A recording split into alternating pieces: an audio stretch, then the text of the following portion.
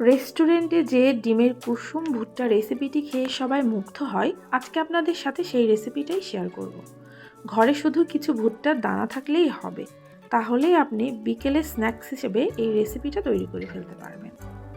ডিমের কুসুম ভুট্টা বানানোর জন্য প্রথমে ভুট্টার দানাগুলোকে ভালো করে সেদ্ধ করে নিয়ে ওর মধ্যে দিয়ে দিতে হবে বেশ খানিকটা কর্নফ্লাওয়ার।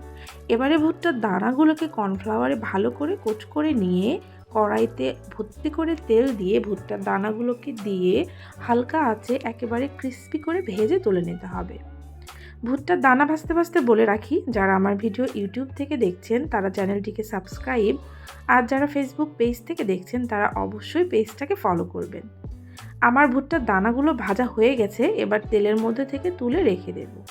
অন্য একটি কড়াইতে সামান্য তেল গরম করে ওর মধ্যে ডিমের কুসুম দিয়ে ডিমের কুসুমটাকে ভালো করে ভেজে নিয়ে ওর মধ্যে দিয়ে দিতে হবে আগে থেকে ভেজে রাখা ভুট্টা।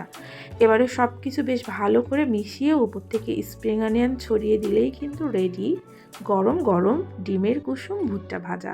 রেসিপি ভালো লাগলে অবশ্যই লাইক, কমেন্ট, শেয়ার করবেন।